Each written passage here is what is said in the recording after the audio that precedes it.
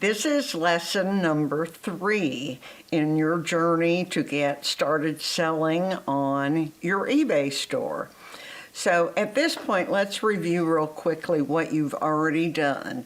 You have assembled at least 20 items that you got for free, either items around your house that you already own, that you are willing to get rid of, that have some value or maybe a lot of value, but you're pretty sure you will be able to sell it to someone. Okay, the second thing after you assemble those 20 items is to start doing research on them. In other words, one at a time, go into eBay, go into Google, write what the keywords would be to find that item, and start with pretty simple description of what it is. For example, I just had one I had a little bit of trouble finding, so here's what I did. I started with porcelain Delft pottery doll, and I then just narrowed it down to Delft doll, and I was able to find it using a very simple description or an explanation with those keywords. So keep it simple. Don't put too many definers or adjectives in there. Keep it very, very basic. Then, if there are thousands of them, narrow it down to just look at the solds. And if that's still too broad, narrow it down to put blue, if it's the color blue, or if it's a statuette or figurine or something else that will narrow the pool down a little bit. So anyway, you're going to look at what are the things similar to it that are currently listed, and then you're going to go to filter just the solds, things that actually in the last 90 days have been for sale, but they have sold, and you'll be able to see what they sold for. So those are the 2 things you need to have done.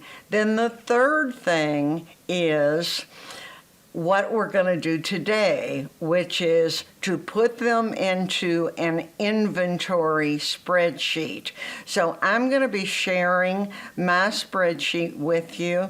It's not perfect, but it's what we've been using for a while, and it certainly is a good start. I'll tell you some of the things that I'm going to add to mine to give me a little bit more information, but let's get started. And this is the next thing you need to do after you assemble the things you want to sell and you've done the research on them. So now let's put them in the inventory sheet.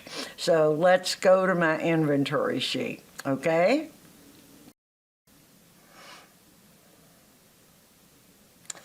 Okay, I am going to because I have it on my desktop here.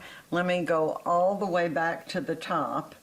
I have over 700 items in my inventory sheet right now, starting with when we began this journey on eBay back in October of 20. So here's what I do. And again, this is back when I literally first started. So I'm putting the Aztec Small Creamer, and I am describing it up here in the description, so I'll know exactly what item I'm talking about. As I learned and as I went further, and I'll show you this in just a second, I started putting more clearly, well, let me just go down here and show you. Let me scoot down to way down here on the bottom. let's look at number 685. Stars and Stripes ceramic pitcher made in Italy, hand painted, 9 inches by 6 inches. So I started actually constructing my title for what the item was going to say in the listing, so that when I got ready to actually put this item into a listing, all I had to do was take this, copy it, hit copy, and then paste right into the listing on eBay. So that made it a lot simpler, and I didn't have to do that twice because I'm already writing it out here in the title and the description of what it is. Okay, let's go back to the top again. Okay, so then I put the type of item it is. What is it? And I wanted to put this into some fairly broad categories. As you can see, I started this with pottery, home decor, glass, pottery, and I kind of changed my categories along the way to more align with what eBay's categories are, and I think that's a good idea. So once you start looking and getting familiar with the category, and let me interject something here real quickly. It's really important for you to get the item into the right category. Otherwise, people may not see it. Let's say I put these shoes, let's see, these are boot shoes, into home decor or into collectibles or into something that it's obviously not. People are not going to be likely to find it. So when you first list your item, and we'll go over that as we get ready to put these into listings, not on this video, but the one coming up. I'm actually going to show you how to list one of your items in inventory that you're going to sell. So anyway, I would suggest on the type that you stick with eBay's categories on that. Rating, actually, I haven't been doing. Source means, where did I buy it? Where did I get this item? Well, come down here, you'll see this one was something I had myself. So I put my source was self, and I started putting 1 cent recently because it didn't cost me anything. I already owned it. I didn't have to pay for it. So anyway, be sure to put where you bought this item, because believe me, after a while, it will all run together and you won't remember. So even though you think you will, I promise you won't.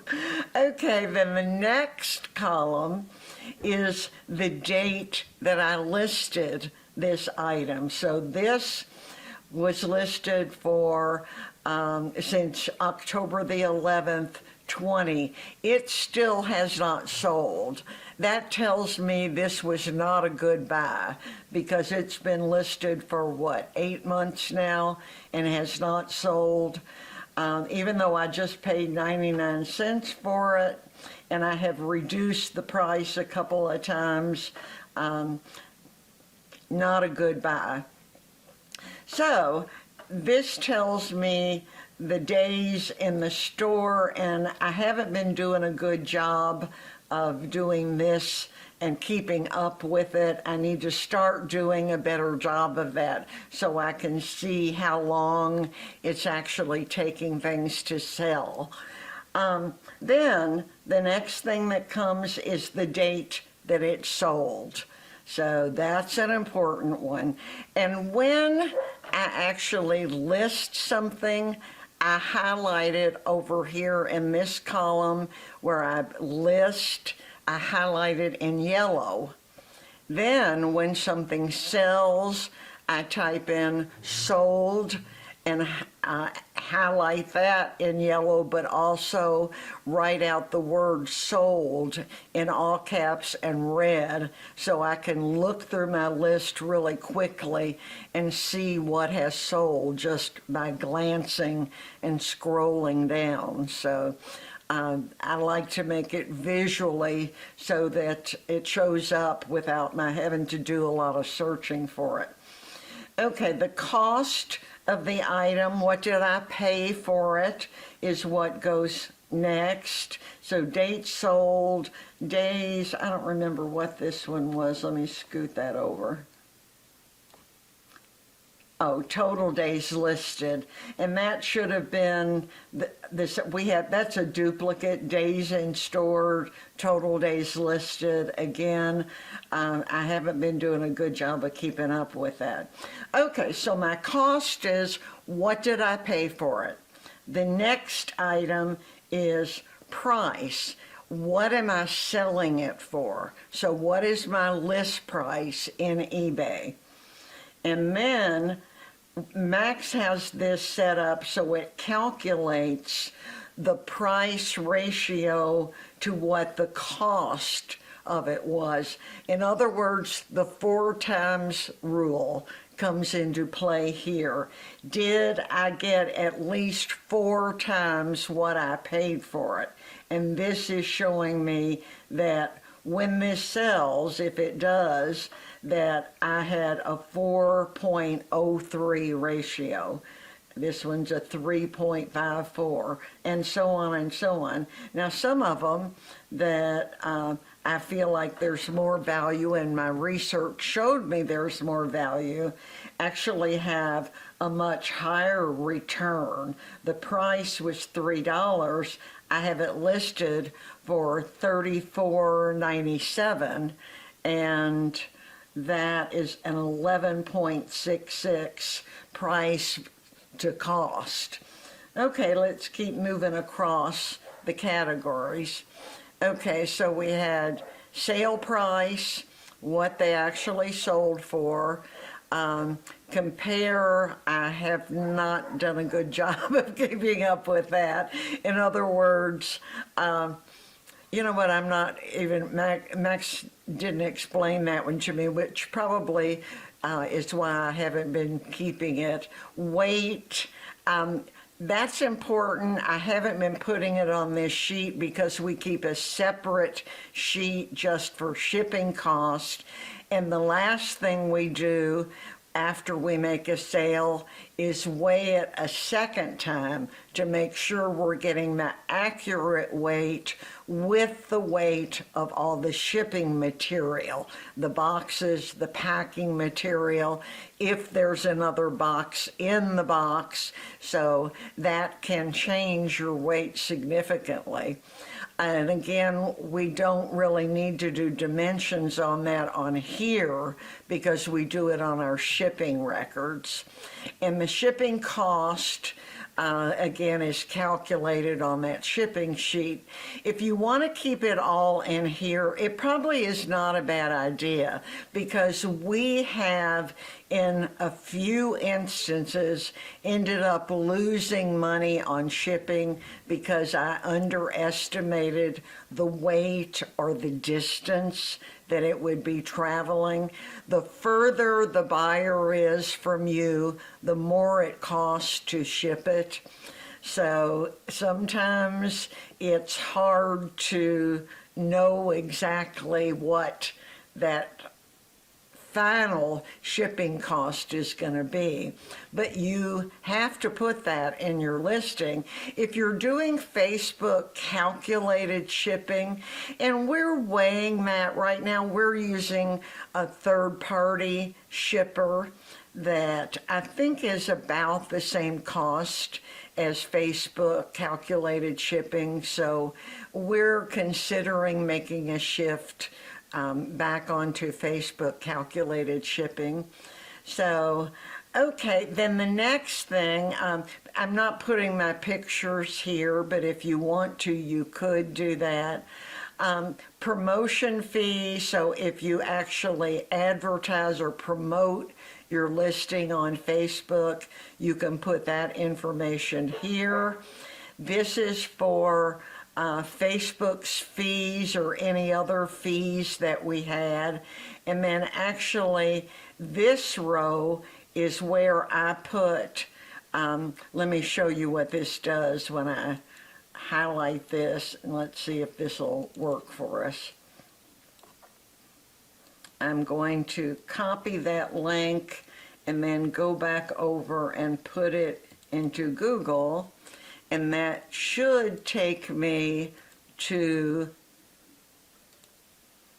the item that I have listed. Yes, I sold those some time ago, and these were the shoes that were the most comparable to mine. Actually, these were identical to the ones that I sold, and this was the most similar comp I found, which showed me, and this was a listing price of $38.99, and that gave me an indication of where my listing should be. And actually, I think I also had a sold comp there as well. So anyway, let me go back to my spreadsheet. I think, yeah, we got it here. So sometimes you cannot find the exact item. Let me see if this one was exactly the same one I had. I'm going to copy the link, paste it into Google search. But sometimes you can go in and find a listing and then, whoops, it's no longer there. It must have come down off Facebook or off of eBay.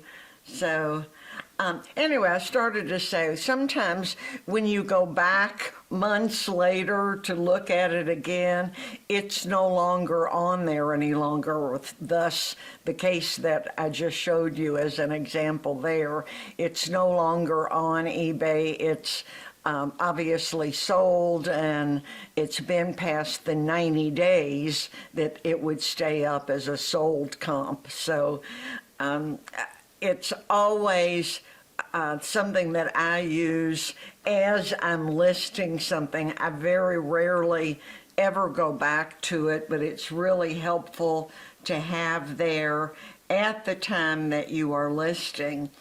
And let me run through that one final time, and you can determine how many of these you need and how basic or how complicated you want to make it. Very frankly, I think ours probably needs a couple more added and a couple more taken out that just with experience we found we didn't need to have there. One of the things that I think we really need to add is after all the fees are paid, after all the shipping is done, after the fact, and it is a done deal, we need to know exactly what our net profit was.